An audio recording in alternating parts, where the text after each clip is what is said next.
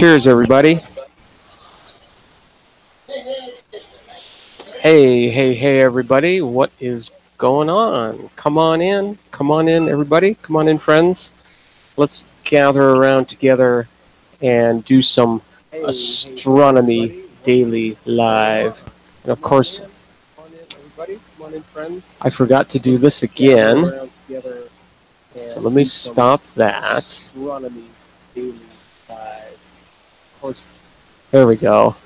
Yeah. The worst thing in the world is to hear your voice out loud. That has got to be the worst thing in the world. So yeah, hope everybody's doing well out there. We've moved quite a bit in the last 23 hours. 22 million kilometers or so. I was actually looking up, and actually before I get into this, I want to say howdy to Bobby in the panel. Hey there. Hey. Nice to always have Bobby on the panel. Of course, anybody is welcome to come and join the panel as well. You don't have to show your face, right? I mean, yeah, you probably have to have a voice. But I mean, somebody sophisticated enough could probably simulate that too. So yeah, it's all you need is a microphone. But usually, if you have a microphone, you've got a camera too. But yeah. So if anybody ever wants to come on here to chit chat, I would really like, I think, for Astronomy Daily Live to start moving in that direction, where we have a panel, and because I mean, look, I mean, you know this, right?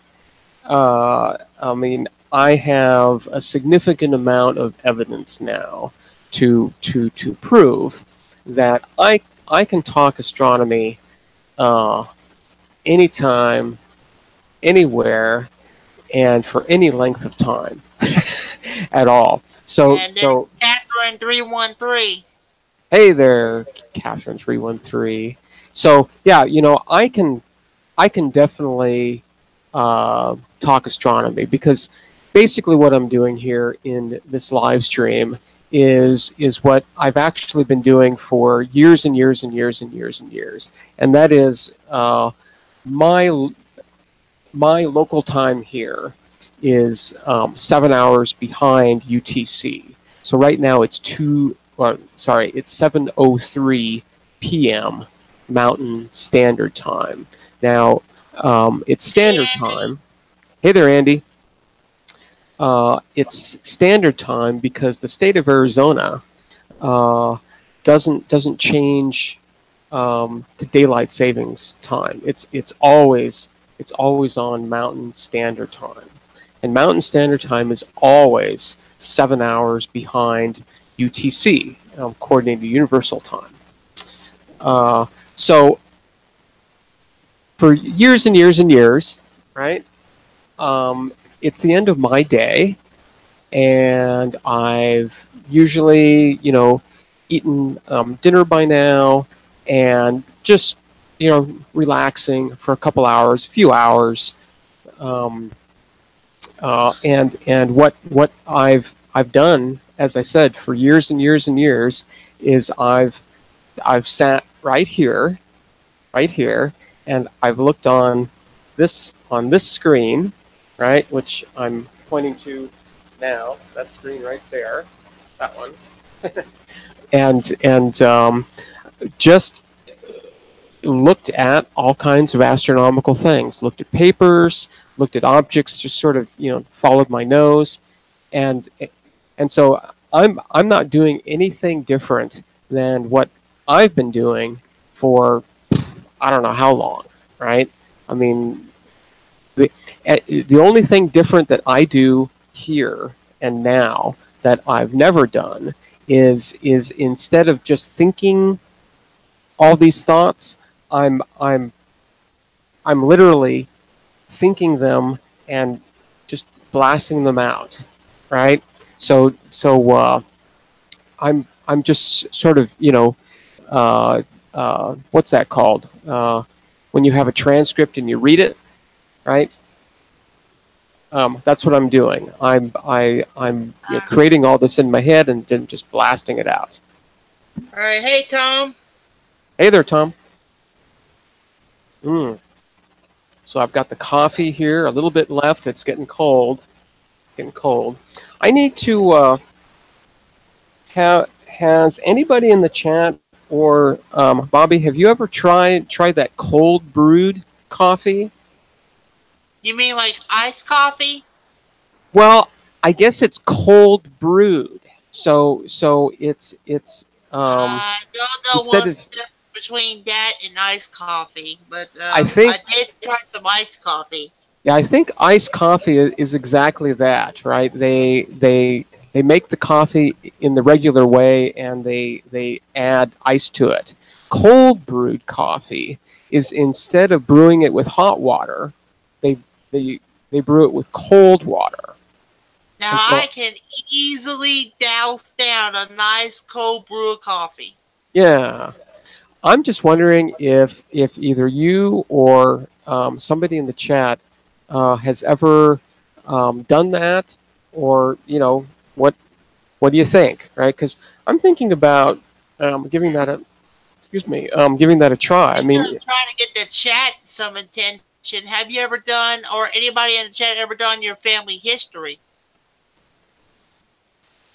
yeah, that's always interesting too. Of course, of course. Anyway, so a little bit of coffee left.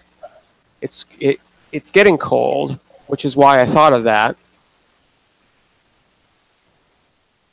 Yeah, I might give that a try because yeah, I don't know. I think it takes longer.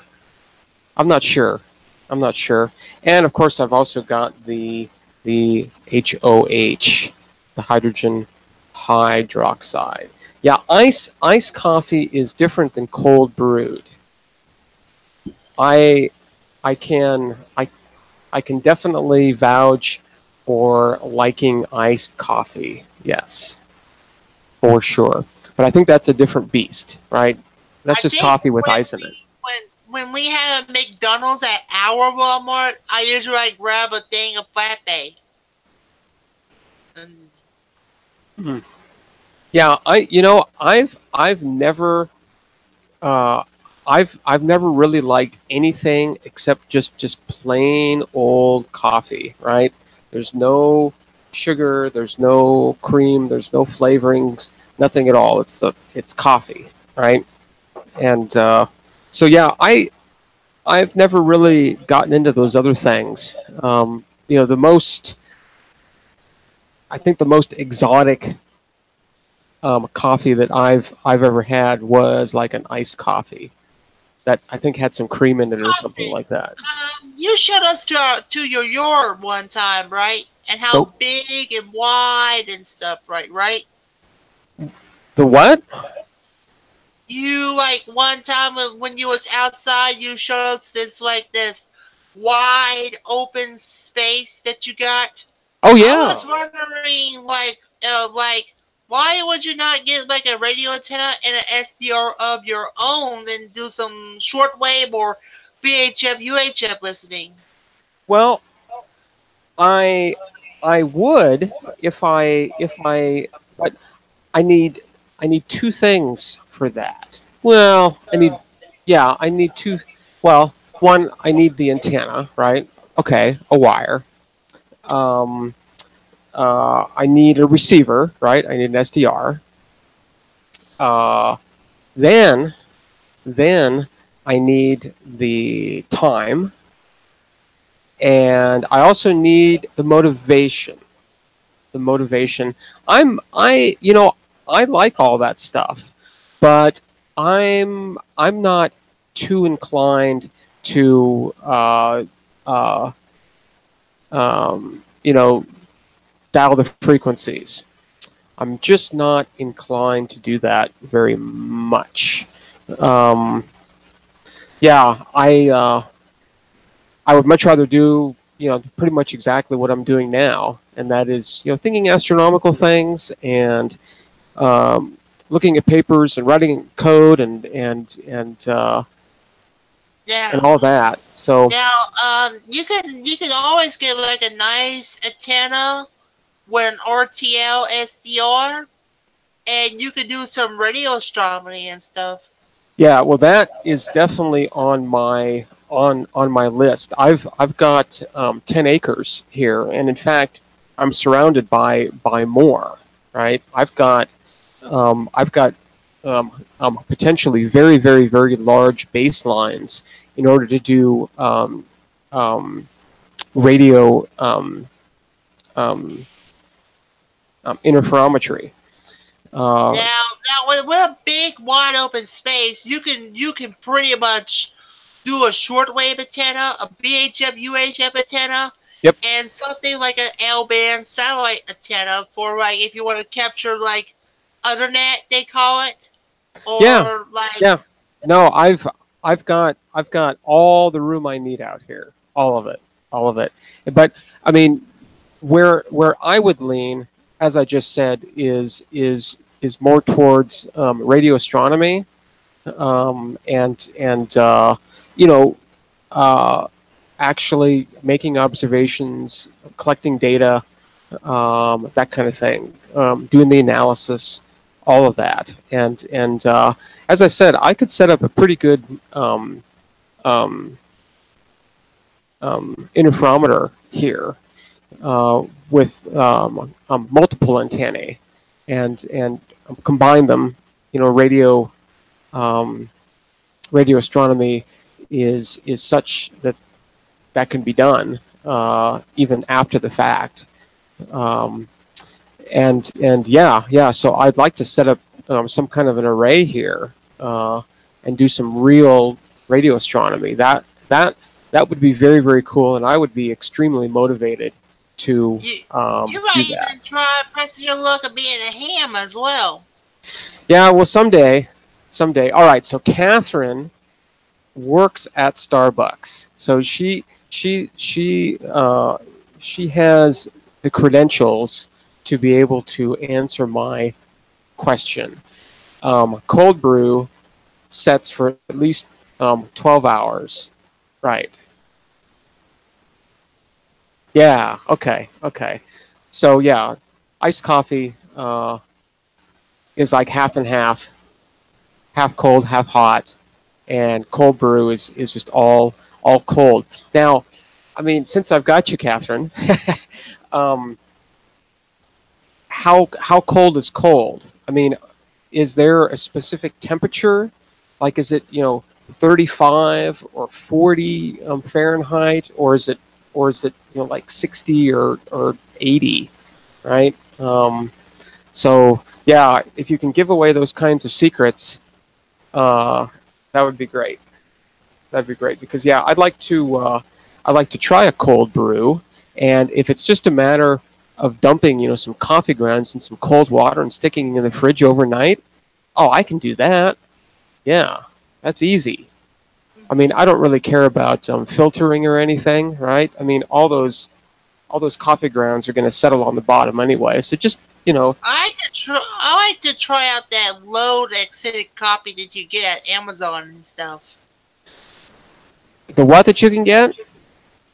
It's called low acidic coffee. Okay. You only get that like at Amazon and stuff. Oh, okay. Yeah. I guess I worry about those kinds of things. Any kind of processing at all beyond just roasting. I don't know. That sort of makes me nervous, right? So decaffeinated.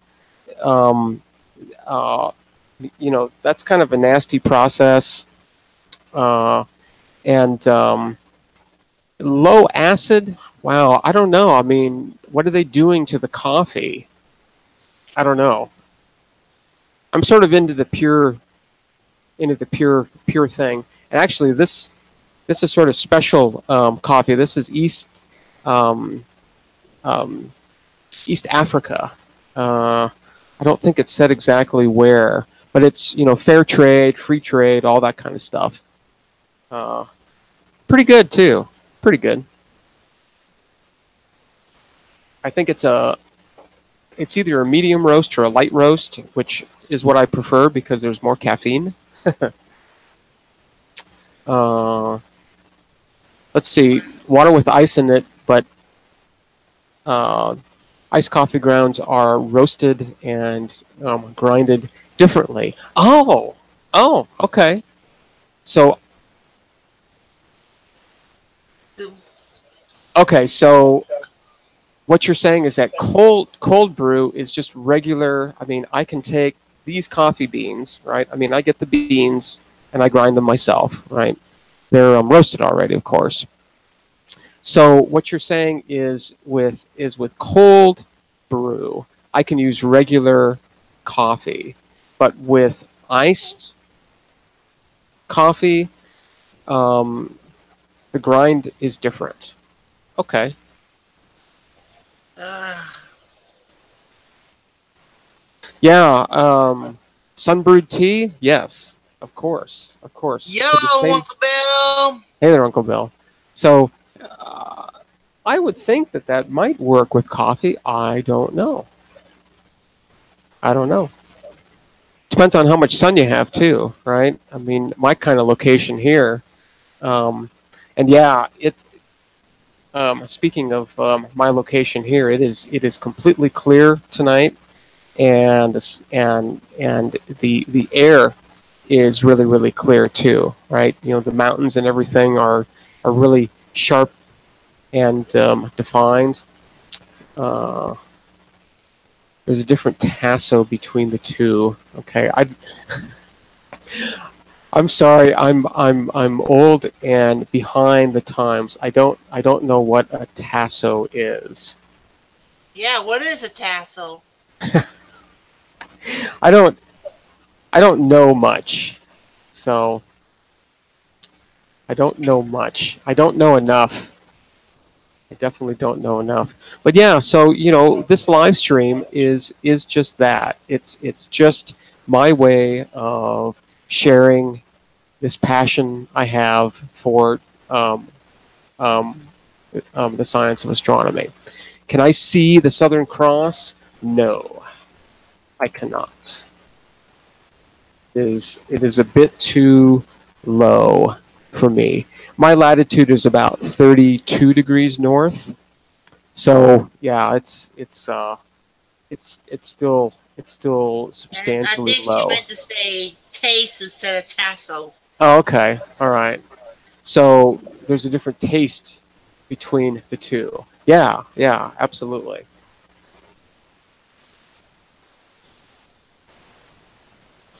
Hmm, that's good HOH tonight. Yeah. So yeah, I'm definitely not that far south. Maybe someday I will see the southern sky. It's one of those things where it's like, well, if I never actually do see it, is that such a major loss? Probably not. Um, it's sort of like what I think of going to other countries or other cities and stuff. It's like, well, if I get there, that'll be very cool. But if I don't, I don't really care. Yo, So Oxford Shortwave Bob goes to a lot of places if you follow him on YouTube. who is that? There's a YouTuber called Oxford Shortwave Blog. His real name is Become Clint. He's from Oxford, UK, but he goes to a lot of places. Oh, cool. Mostly for business trips, but he usually brings like his equipment, like his SDR, Sweet. play, his laptop, his antennas, and Cool. he goes like, let's say like Brazil. He went to a Marathon Bordeaux one time too. He Where? went to Arwen. He Oh, went to wow. France. So he's been like everywhere throughout the world. Cool. We'll post that up in the chat if you want. Take a look. Um, well,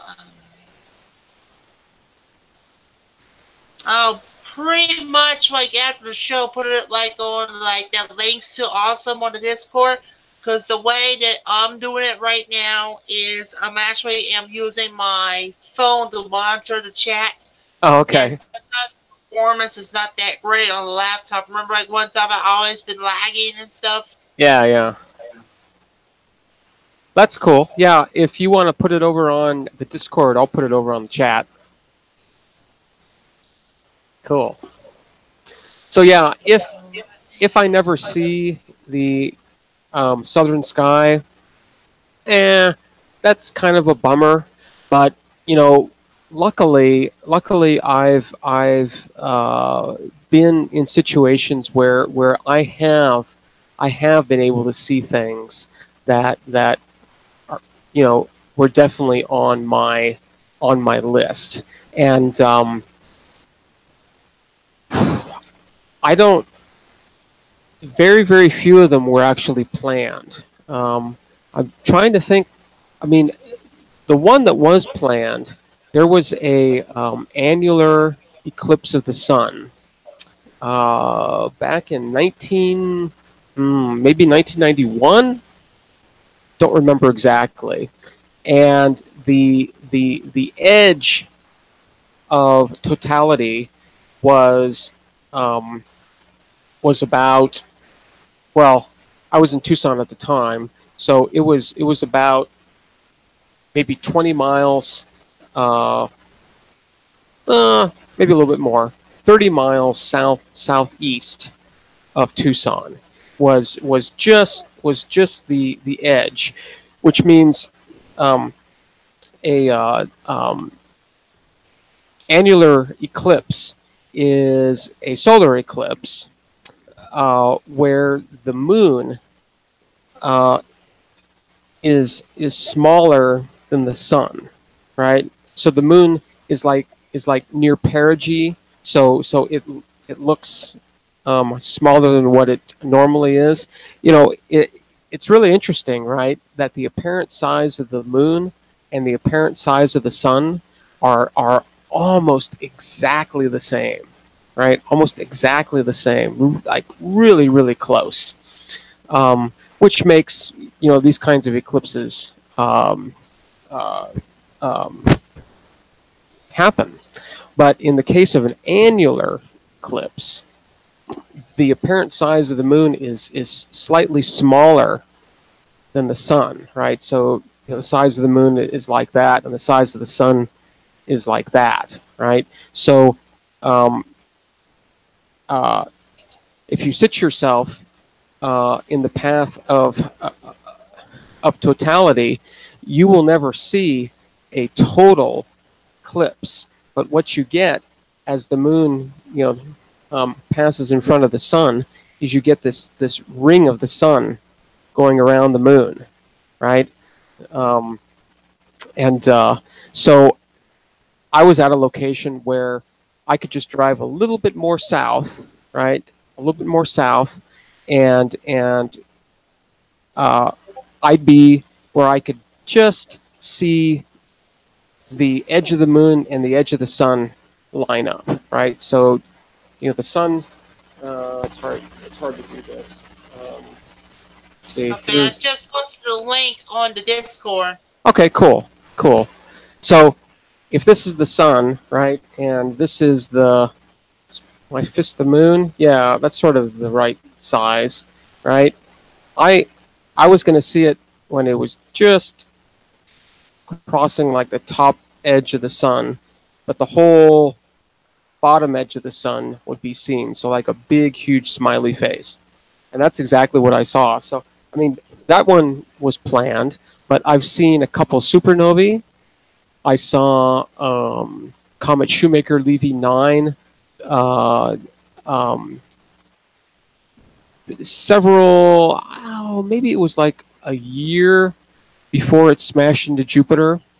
That was really neat because it had already been discovered to be like these 21 pieces, right? And apparently what had happened is that it had broken up, right? A single comet broke up into all these fragments, and they sort of mysteriously, and there's probably an explanation for this. You know, we scientists, we love to come up with answers, whether they're right or not. But these fragments all lined up in a very, very straight line, and I think there were like 21 of them visible, and then a bunch of dust, and you know, probably a whole bunch of not visible ones too. So yeah, when I saw it, it was really, really strange, right? Because I mean, it had sort of the look of a comet, right? In that it had this weird tail to it, but instead of being, you know, sort of a round nucleus, it was cigar shaped, right? It was let's see, about, and this is just the ratio, right? It was about that long to about that wide, right? It was like a cigar, but we could see a couple of the individual tails, and so that was really, really great. And luckily, I got to see that during one of the bad photometric nights up at the 61-inch telescope up on Mount Bigelow, north of Tucson. And so yeah, I saw, not only did I see Shoemaker-Levy 9 in its you know, string of pearls configuration, but I saw it with a 61-inch telescope. so that was really, really awesome. And you know, there have been so many other things that I've seen that I thought that I would never, ever see. Yeah, I saw the Leonids in, was it 2000? That was the big one. It was either 99 or 2000. I think it was 2000. Where, yeah, just for a short amount of time, there was literally, I mean, I'd never seen an actual meteor shower, right? Where it's like, poom, poom, poom, poom, poom, poom, poom, poom, like that, right? Maybe one or two a second. So that was pretty amazing. I mean, usually, you know, a very, very busy meteor shower, right, is maybe one or two a minute or so. But the Leonids, at least the ones I was seeing, was at least for a short time, maybe half an hour to an hour or so. It was really going. I mean, maybe one a second, one every 2 seconds or so. So I mean, it was really, really zooming. And before that time, it was you know, several every minute, and then after that time, it was several a minute as well. So but yeah, that was a spectacular thing. I saw what I consider to be a great comet, and that is comet Hyakutake, which passed by the Earth in 1996, and that, you know, one always sees these you know, wood carvings and paintings, right, of these, you know, old days, and these huge comets, right, that are like filling quarter of the sky or half the sky, right, just this big long tails and everything. And I'm like, yeah, right, you know, these guys are exaggerating, you know, they're making it out, you know, to be something that it really isn't, on and on and on, until I saw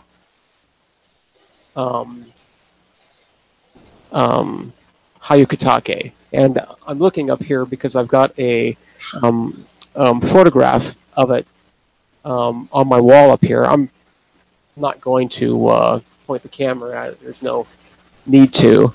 But that was taken by a very good photographer. This was in 1996, so it was still film, right? He was using film. He piggybacked his camera on his telescope, which of course has a mount I was able to track. And he took a series of exposures, and he gave me one. And yeah, it's absolutely fantastic. And I'm looking at it now, and the tail of this comet is, well, it definitely extends the entire field of view. But that tail is, or at least was, about if you take, if you imagine the Big Dipper, right, the 7 stars in the Dipper, right, there's 4 in sort of the pouring part, and then 3 part of the handle, right? Well, if you take the end star, take the end star in the handle, and the end star in the pouring part, right, and multiply that by 3, right? So 1, 2, 3. That distance is about how long that tail was. So it was absolutely huge, absolutely fantastic. So yeah, that was my great comet for sure, and it was absolutely fantastic. What was also very, very cool about that comet is that even over the course of minutes, you could see it moving, right? Because it was so close to the Earth. It was making a close pass to the Earth, and so we could literally stand there and watch it move. So yeah, that's just that's a pretty extraordinary thing.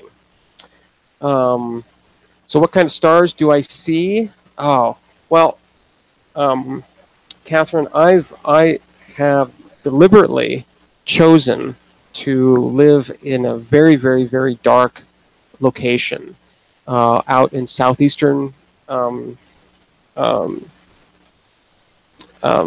Arizona, southeastern Arizona, where it's very, very dark. And so, what kind of stars do I see? I see them all. I see every single one of them that can be seen.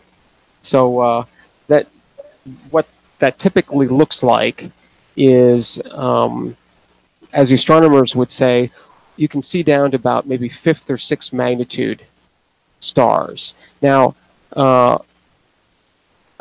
in the science of astronomy, the magnitude scale is sort of flipped, right? So the bigger the number, the fainter the star, right? So a 6th magnitude star is 2.5 times fainter than a 5th magnitude star, and a 5th magnitude star is 2.5 times fainter than a 4th magnitude star, etc. Right? So magnitudes can go negative, and of course they can go very, very positive. I think right now the faintest object ever seen, right, meaning photographed, was probably with the Hubble Space Telescope, and I think they can see down to about 33rd magnitude, 32nd or 33rd magnitude. So each magnitude is a factor of 2.5. So it's an exponential kind of a thing, right? So like I said, a 5th magnitude star is 2.5 times brighter than a 6th magnitude star, and so it goes like. You actually see the Milky Way. Absolutely, I can see the Milky Way. It's yeah, it is. It is absolutely fabulous here. Absolutely fabulous. It is bright, um, and fantastic, and especially this time of year, right, where it's basically right overhead, and yeah, I definitely. I mean, look, I mean, I've been doing this for decades, right? But I can go out tonight and look at the sky and the Milky Way, right, and be completely blown away, right? It's absolutely fantastic, absolutely incredible. So yeah, I can absolutely see the Milky Way. I can see zodiacal light. Um, I can I can see it all. One thing that I haven't seen here, not that I know of at least, is I've not seen air glow. Um, Air glow is it's a thing that happens very, very high up in the atmosphere. It's Welcome, Mirko Roberto, and I kind of bit agree with you.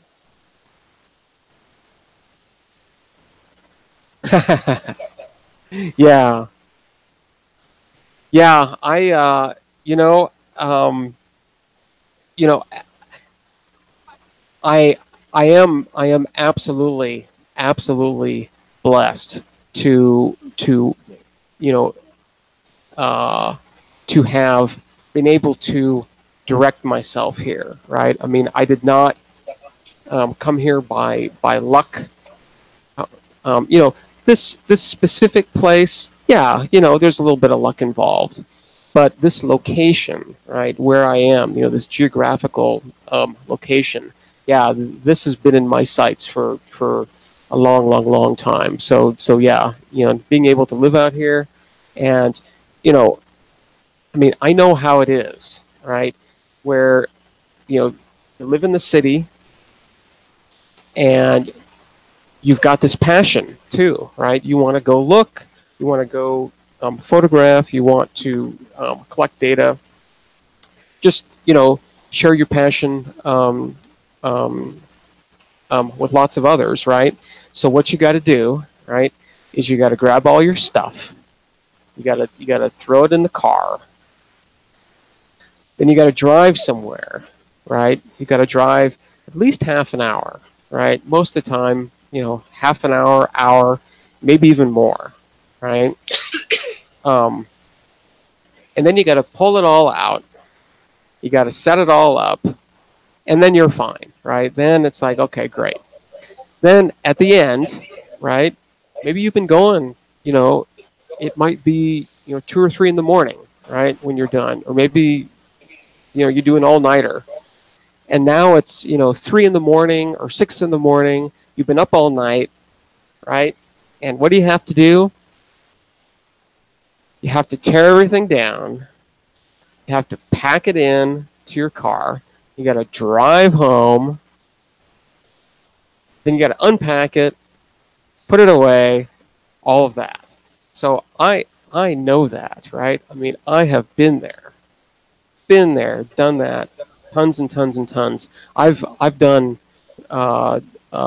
I've participated in hundreds of star parties. So yeah, dragging that stuff all over the place. I know. So to be able, I can see Star Strider is on right now.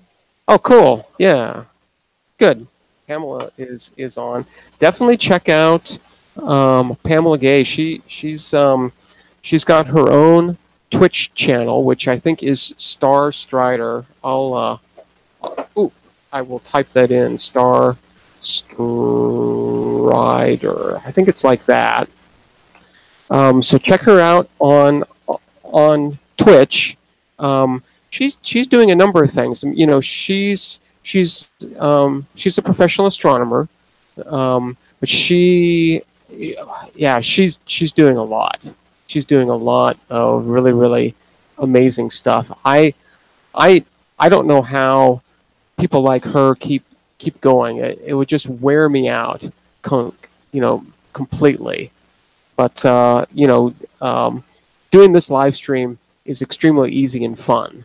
But what she's doing is a lot more, prepared, maybe slightly more refined. She's got a lot of experience in this too. I mean, I don't have any experience with this at all. So yeah, and as Space TV points out, she also does a weekday live stream called the Daily Space, which I think is a fantastic name. So yeah. However, it isn't. It's not. Uncle Daily. Bill Duran. But you have a great site now, Cosmic. So why do you have not built an observatory in Pier yet? Well, Uncle Bill, those people that have those observatories and piers and stuff, it's all they seem to want are these things. They're called dollars. Yeah, they want dollars, and I don't have any of those. I've got a lot of other stuff, but they don't want that. They want dollars. So yeah, that's. I think I'm I'm. for having your own observatory at your backyard or some antennas. What would I rather have? Yeah. Oh, hands down. If I could. Well, you know what? I think in terms of an observatory or anything like that, I'm pretty much set. Right. The only thing that might cause a little bit of difficulty is the wind. But even that really isn't a big deal. What I want more than anything else is just a better telescope mount, so I can track better. But in terms of like a building and a pier and all that, I don't really think I need one of those at all. Yeah. I think now I would much rather, if I'm going to have those kinds of dollars around, right? I would much rather get a better camera or a better telescope mount, right? So yeah. And now, there was like really not any competition. I think like Android television box programming, Fire Stick or Fire TV programming, or even Chromebook programming would be good for me. Yeah, I don't know. Let me let's see. Yeah, so CosmoQuest, which is Pamela's other sort of channel that she shares with a number of a number of folks. There's Annie. She comes on Sundays. There's Matt. I think that's it. And then she, Pamela herself, doesn't do the daily space every single time. She has a substitute, and I forget his name. But yeah. So definitely check her out. And yeah, well, okay. I probably lack a little tiny bit in carpentry skills too, although I could probably do it. But yeah, then, well, I'm just coming up with excuses now. But then it's like, okay, well, then I have to have the time to do it. Yeah, plazas. Yeah, very cool. So wow, I'm getting really low here. I'm getting low on my water too. Yeah, it's almost time to panic. I don't know. Or trying to blow this joint. Hmm. Heck no. There's so much astronomy to talk about. Heck no. All right. So yeah, I am definitely blessed as to my location. I mean, if I wasn't an astronomer, I I uh, I don't know if I would necessarily. I would probably like it just the same because the next most important thing, right? I mean, for me, the most important thing in terms of where I was going to live, right, was that it needed to be dark, right, and that's like the most important thing, right? That's like the top level thing. The next most important thing, and the thing that I like next to it being dark, right? But it's like way down here, right? If So this you is could number live one. somewhere even better, where would it be? Says Hiroku Roberto. Well, let me get to that. So it being dark is like this important, right? It it being quiet is my second thing, right? But it's only maybe this important or so. So uh, so dark and quiet. Those are sort of my two things. And if I could live somewhere even better, uh, no, I I had uh, a long time. I mean, a couple years to think about where on this planet I wanted to be. Right? I mean, there was a window of opportunity where it was like, where do we want to be? Right? I mean, we could sort of we were in a situation where it's like we could go anywhere, right? Be anywhere, but once we get there, it's like that's where we're going to stay, right? So looked at a lot of places, right? Looked at Fairbanks, Alaska. Looked at Bozeman, Montana. Looked at Bangor, Maine. Looked at I forget, it was somewhere in Australia. Don't remember exactly where that was. Um, so yeah, looked around, and I didn't find any place better than right here. So there is. Hiroku Roberto, I want to also answer your question as well. But if Yeah, do I it. would like to live somewhere better, it would be like another trailer like right here, but double line with a big space for the dogs, or maybe somewhere around Montreal where Jill's is at and stuff. Cool. Yeah, so Eureka, I, you know, and you don't. I guess one doesn't hear this very often, but yeah, I have found the best place, uh, at least on this planet, uh, and at least in my small opinion, this is definitely the best place, and for the most part, the astronomical world agrees, right? I'm I'm surrounded by major observatories, right? I mean, out my window, right, my north window. I guess if I had a window to the north, I've got to look north. Is the um, um, Mount Graham um, Mount Graham facility.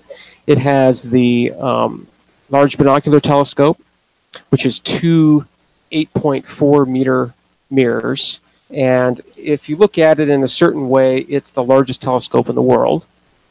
Um, it has the submillimeter telescope, which is a 10-meter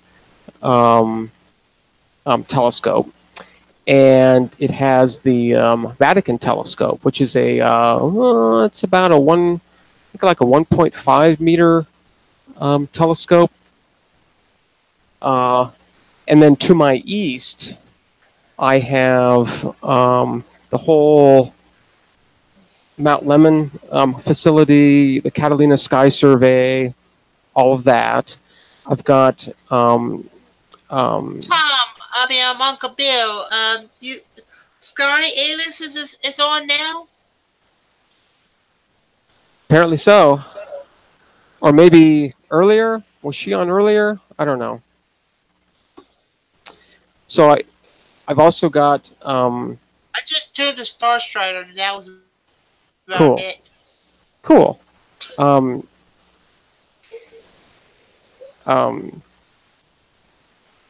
The MMT is 6.5 meters. And then, of course, Kitt Peak, which is, I don't know how many telescopes are up there, a whole bunch. So you know, the astronomical world sort of agrees with me that in terms of astronomy, this is the place. This is the place. Hey there, Hip. Kandraya! Very, very cool. Yeah, she's on. Cool. Bobby, I thought you were gonna... Were you gonna ask Hip some kind of question the other day? I forget. Yeah, Hip. I'm not. I know you love to follow wrestling and stuff, but here's like a photo of a local wrestler from a local organization and stuff that I took on a weekend and stuff. And I was like wondering if you ever been to other than WWE and stuff like that. Maybe like an local independent wrestling organization. This is actually from Gulf State Wrestling, which is very local here in the state of Louisiana. They call him the Stone Man, but he's also he just retired after he done his last match. He also wanted to take me on though too. Can you move the photograph up a little bit? We couldn't see it. Oh, sorry for that. Better? Go to your right a little bit. Okay. There we go. Here, let me. There we go. There, that's a good shot. Yeah. Cool. Canary. Ha ha ha. Cool. Yeah, so I do consider myself lucky for being here at a dark site, but it wasn't there really wasn't any luck involved. It was very, very, very much planned. That it's like, yeah, you know, so I'm going to be wanting to do astronomy. I should do it out you know, where it's dark. So yeah, and it's, you know, it's a slow process, but things are coming together. I actually just acquired this telescope maybe a couple years ago or so. Since I was 12, was I 12 or 13? I forget exactly. I built my first, and as I said, until a couple years ago, my only telescope, which I still have, of course. It's a 10-inch f5.6 Newtonian.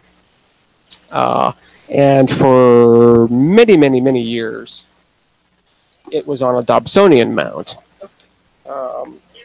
Maybe 10 years ago or so, I switched it over to a German equatorial mount, which I thought, when I got it, I thought that it had the capability of tracking and everything. And it turns out that didn't work out all that well. But I've kept the mount, and you know, I've got the Dobsonian mount too as well. So I'm going to have to show you guys that scope at some point. I've got it in another part of the house here. The it's much neglected, much neglected. But yeah, I've had that scope. As I said, I think I built it. I think I was 12 or 13, so that would put it at almost 38 years. I've had that scope. So yeah, that sounds crazy. Yeah. All right, Hip. Take care. Thanks for bopping in. And before you do, check out the Discord about that. I got another pic that somebody took on my cell phone and stuff. So check that out. Check it out. I just tagged you on it as well. Cool. Yeah, you know, and usually a dark sky is within half an hour or an hour of any location. Okay. Let's say we go 500 years from now. We are not restricted to Earth. Where would you choose to live then? Okay, jump forward 500 years, not restricted to this planet. Where would I choose to live then? Oh, you know, I would like to maybe visit some places, but I think I sort of like this planet. It's you know, I think as things go, I think this is pretty easy living. You look around, and you know, everything else. Environments have to be modified in order to you know, to accommodate our you know, specific needs. So, but you know, having said that, I could definitely probably, you know, and this is kind of weird saying this, being an astronomer, but I can sort of imagine ways of dealing with this. But living underground on the moon or on Mars or on an asteroid or something, living underground, so you know, you still have to build an enclosure, but at least, you know, you're sort of protected from radiation and solar storms and all of that. So yeah, I could definitely see myself underground on like the moon or something. Now, like I said, you know, why would an astronomer? How would an astronomer deal with the fact that he is, you know, living underground? And I guess I would say that we would have some kind of remote telescopes on the surface, and you know, just use those to look at things. Yeah. Okay, so Enrico Roberto, well, let's say everywhere is easy living in this imaginary future, where you would live for best astronomy bills? I guess the only downside to living here on the ground in such a great dark location is the seeing, is the atmosphere. So yeah, I would say anywhere outside of the atmosphere would probably be pretty good, right? Because it's going to be dark, because there's no scattering of light. You know, I'll still say Mars. Yeah, I mean, that's okay. You're going to have to build yourself an environment, but that's all right. And you're going to have to deal with you know, weird gravity. You have to deal with that on the moon too. So yeah, I would say um, uh, outside of the atmosphere, that would probably be slightly better than this, because then I don't have to deal with any of the seeing. I don't necessarily have to deal with daytime or nighttime, right? Because uh, out in space, you still, of course, have, this bright sun, and there's a lot of glare there, but all around it is black, right? It's just pitch black. So, so yeah, observing could be extended that way. Um, um, with no atmosphere, and of course there wouldn't be any seeing. So everything would be as sharp and as nice as the optics could actually provide. So yeah, even Earth orbit, Earth orbit would be all right.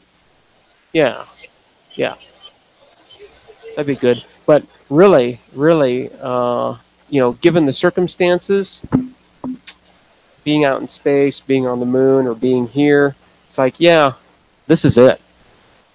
This is really, for me, this is an ideal place. For most people, this is not an ideal place. It's it. It's pretty rough out here in the wilderness.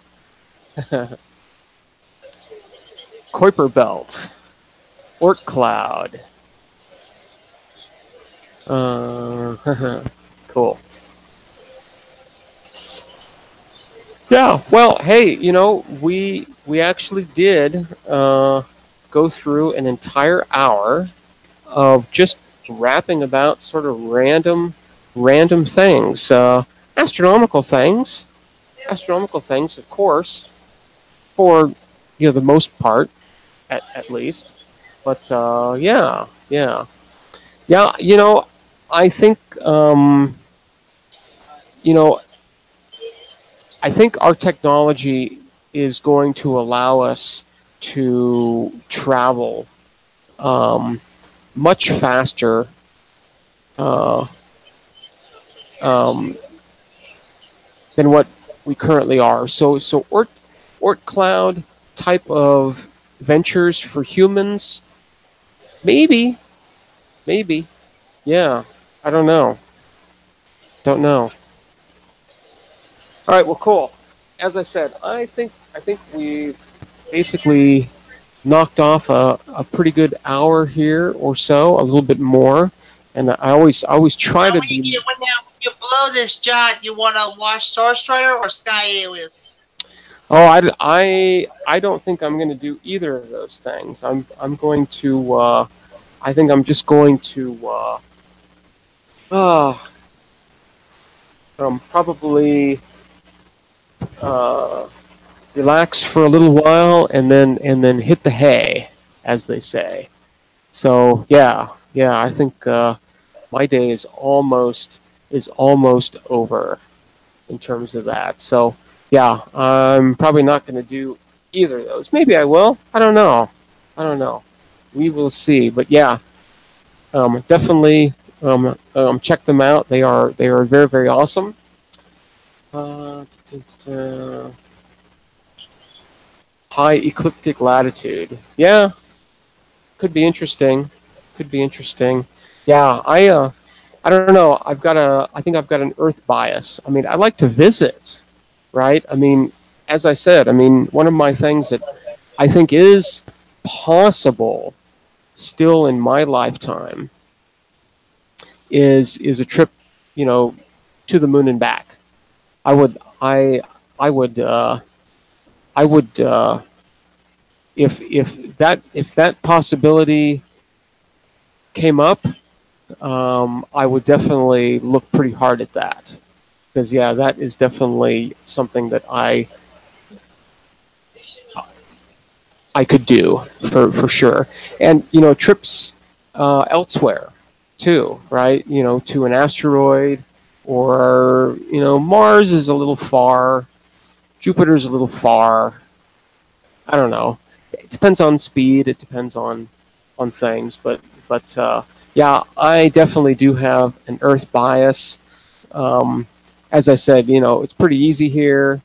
Um, in terms of basic survival, it's pretty easy. Pretty easy. Um, at least we, at least you know, some of us have it easy these days. Uh, but so yeah, I think I'm totally though in favor of others, you know, going out I and think to answer Erica Roberto's question, would you pay $1,000 for a lottery ticket for a seat on the BFS moon trip? nope. Probably not no, but check no. Yeah, definitely not. Um, uh, no, I'm not into lotteries or contests or any that kind of thing. I find a lot of joy in actually seeing others, win those kinds of things and um, get those kinds of things. So that's sort of my satisfaction um, um, when it comes to that. Yeah, I'm not really into any of those kinds of things. So yeah, if now if I was just asked to go, yeah, yeah, that's a no-brainer. No-brainer. Um, Not for the first trip. Yeah, I don't think at this point in my life I wouldn't want to do a first or second or third trip either. You know, just because I've got entities that are counting on me, right? And if I don't come back, then it's like, well, that causes a little bit of uh,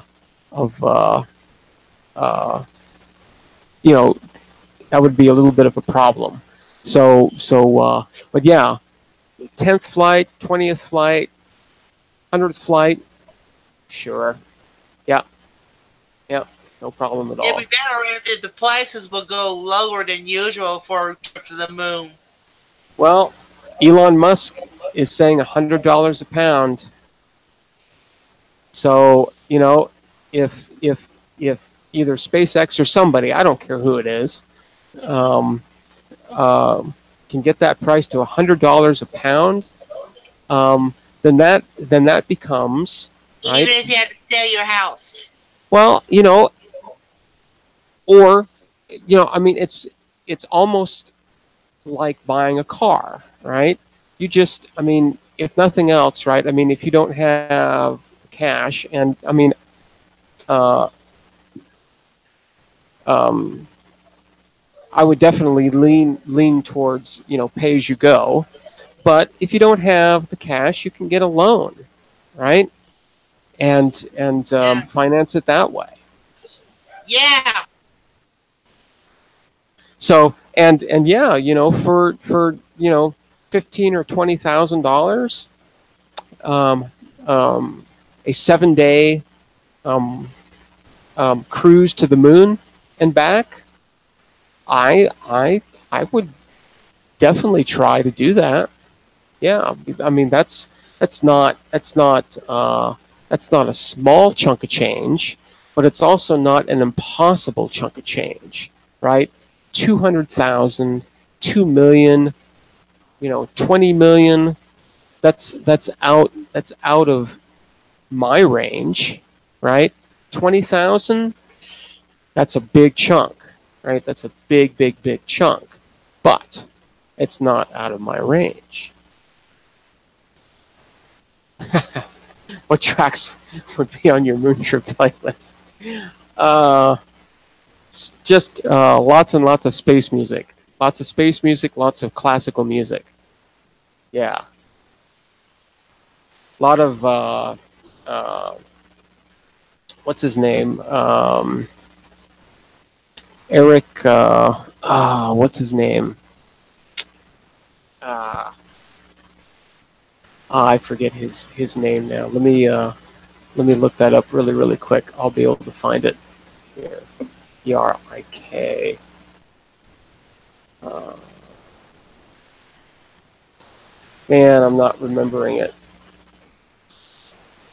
Eric Satie. Satie. S-A-T-I-E.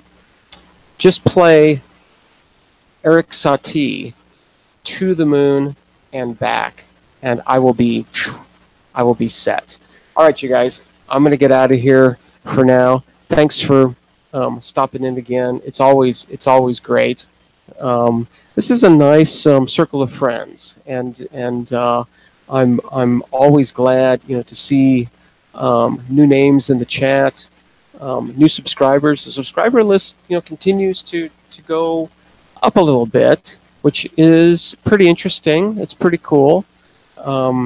Yeah, as I said, you know, I am looking for like-minded individuals who share a similar passion for the science of astronomy, and yeah, you know, let's go on this journey together. It's sort of a journey of discovery, a journey of just, you know, sharing knowledge, sharing experience, all of that. It's great fun, and it's nice to think just astronomical thoughts for a little while each day, right? Turning off the TV, forgetting about all the news, and just thinking about the universe, right? And atoms and molecules and telescopes and mirrors and all of that, right? Awesome stuff. So very glad that you all can come in and share that, because yeah, I think it's great, and always have, always will. So all right, you guys, I'm going to get out of here for now. So take care, and I will see you again in a little less than 23 hours from now. One spin. Oh, you know, the thing that I wanted to mention, I was trying to research this, and it turns out I'm going to have to look a little harder, but I was trying to see if anyone had figured out sort of what direction the sun is moving, you know, towards sort of what point in the sky is the sun, and therefore us, moving towards. And there isn't a, you know, at least in the searching that I've done so far, there isn't a lot of information. The closest I could find is, you know, the sun, or actually the solar system, right, is composed of the sun and the planets and asteroids and comets and, you know, all this, and it goes out to this location called the heliopause, and the heliopause turns out has a shape. It's sort of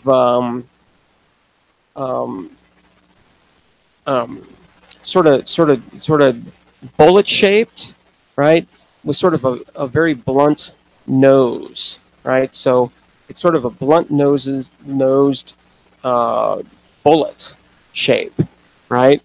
And at least according to what I saw, that nose, right, is sort of the leading edge. That's sort of the direction that the sun and the rest of the solar system is going, right? And at least what I saw, that direction is towards the constellation of Scorpius. So, you know, this time of year, you can go out, look for Scorpius, and know, at least according to what I found so far, and I need to research this a little bit more, because I'm thinking that you could probably take Gaia data and figure out our motion. I don't know. I'm going to have to think about that a little bit. But at least according to this one source, is that we're sort of moving in the direction of Scorpius. So that's kind of cool. That's kind of neat. So yeah, like I said, so we're moving sort of yeah, I'm sort of pointing towards Scorpius here. I think, yeah, that way is basically south. Uh, yeah, actually, almost right into the camera south. I think Scorpius is over to the west right now of south. Is that true? Yeah, I think so. Um, so yeah, so we're going that way, and over the course of the next 23-ish hours or so, we'll have traveled about 21 million kilometers that away. So, all right, everybody, I will see you over there tomorrow. So take care, everybody. See you then. Bye.